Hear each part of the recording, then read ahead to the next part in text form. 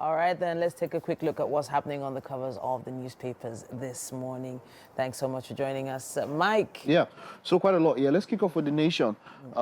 We spoke about on the news. We spoke about the strike, and there has been a court order barring the strike. So the headline there says, "Government to TUC and NLC respect court order barring strike." Now, just above the flag of the paper there, you can see tribunal dismisses PDP's petition in Kaduna poll. And Obaseki is saying, "I forgive Shaibu's aberrant behavior." That's quite interesting. They're seeing what has been happening between the governor and his deputy. All right. And then all for 63rd independence anniversary. There's a picture story there of course, the vice president and some members of the NEC there. And then we can see the governor of the CBN has been in the news for a number of days now. That's talking about Cardoso. We can see this picture there, financial reforms ready for unveiling, says Cardoso, and how Southeast can overcome insecurity by governance, leaders, unity, economic growth critical. That's the rider underneath that particular headline. Independence, why Nigerians should collaborate with federal government by Shetima. That's talking about the vice president there. Is there anything that stands out there for you? Yes, we are hopeful that another strike doesn't have to happen before their voices are heard. I still believe, bringing things to the table and having discussions are more effective than strikes. But I think sometimes just the mere, should I use the term threat of a strike, makes people, think about the issues that could occur if certain aspects of ministries are delayed. And it can be challenging to get the message out there, but at least we're seeing it on the cover of the paper this morning that discussions have begun, essentially. All right. Okay, so let's look at the Tribune there. And it's the same thing. The major headline there, NUPEC mobilizes members for October 3rd strike. Like we said, there's been a court order, and the federal government is saying that that they should obey the court order and not go on the strike.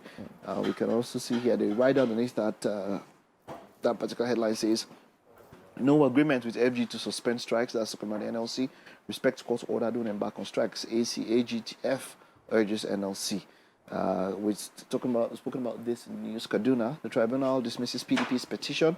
And also here, Abiodun Adebutu no fates tomorrow as tribunal delivers judgment. Military destroys 34 illegal refining sites, arrests 59 suspects. 3 LAUTECH students die in lone accident in Osun, 5 hospitalized. Just one there. And NEC wants states to carry out energy audits to determine needs. We've spoken about how important we get our power sector back in place. I feel if it's one thing a administration can be remembered for, that is big enough, because that would set a lot of things right. Sure. Talking about foreign investment, we know how much the president has been fighting to lure foreign investors. And like I said, if you're an investor, you'd want safety for your investment. So we have to create that enabling environment. I've always said that. And one of the things I would say it could help create a more enabling environment is looking at the area of tourism. So World Tourism Day was on Wednesday. And, it was really interesting what we've been seeing with regards, making sure that people see Nigeria, see Lagos as a great place to come and invest, especially if they know that tourists are welcome. October, November, December is a key time for people to come into the country. Yeah, and a lot of people make bank during these periods more than any other time of the year. And foreign investors often come in because they know that this is the most populous black nation in the world. There is a lot of potential here. But creating an enabling environment means we have to hear from the people abroad, find out what exactly they really require to help them do better business here in Nigeria. So I think that is also on the table. All right, let's take a look at Daily Independent, and it is still the major thing on Daily Independent. I was looking at the headlines. NLC TUC begin mobilization for October 3rd indefinite strike. Are there any other headlines that stand out for you that you want to take a look at? Okay. Tinubu's reforms stumble, threaten Nigeria's economy. That's talking about, analysts are talking about it. And I can understand where they are coming from. Look, not everything, see, there's a lot of chaos. A lot of things have gone bad. It will not all get right at once. Yeah. So not all will come out well. I just feel like we should give our own best and put in our acts together, in our own way and do what we can. But not all of them, they won't all just happen right. If you're trying to fix something that's broken, it doesn't Something just that has happen at been, once. something that had so many cracks for so many years. For so many years, there's a lot. I mean, look at the issue with fuel and the subsidy and all of that. We know, and everybody look at, are you bringing back subsidy? But we know that a lot of things have been put into consideration. We are importing this thing, though we have it, the dollar has risen and all of that. So a lot of things are put into place. It will not just happen at once. It can't happen overnight. It can't. It will take some time. Okay. APM files 10 ground appeal, asks Supreme Court to nullify Tinubu's victory. Obaseki accepts Shaibu's apology. Says to err is human, to forgive divine. And that has been some drama between the governor and his deputy on the Daily Independent. Okay, FG Mills 75 billion naira intervention fund for MSMEs. That's another thing. That is yes, medium and small enterprises is a part that we as a government. If you, not everybody will get a government job. Not everybody will get a white collar job, as it were. True. When you have MSMEs that are vibrant, that are growing, that are, that there's life in them, they will employ people. That's it. And it's actually surprising how little some of these small businesses actually need to just get them to the next level. To the next level, yeah. There's a lot of people that are essentially running businesses that thrive in traffic, for instance. Okay. And they've been able to make bank, maybe month to month, little bits of profit, but maybe they want to expand, they want to do bigger and better things with their business, maybe move away from the traffic area of things and actually really establish themselves. They just need a little bit of a boost. But then also there has to be a structure put in place. Okay.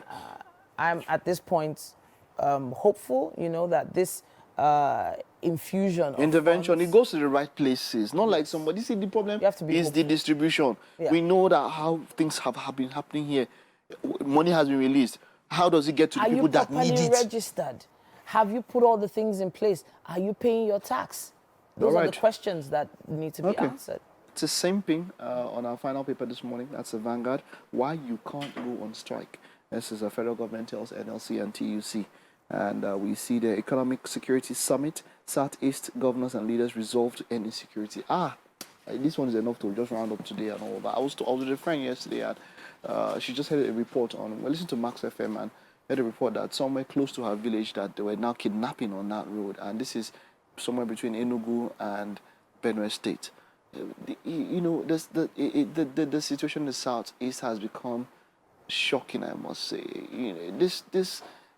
These are regions that they were, relatively peaceful, but now, the amount of kidnappings and all of that we're hearing and all of that, our road safe. It's to travel on the road now. You have to start praying and saying, because we know how it is. Insecurity for me, maybe after with power. I don't want to say after, but with power.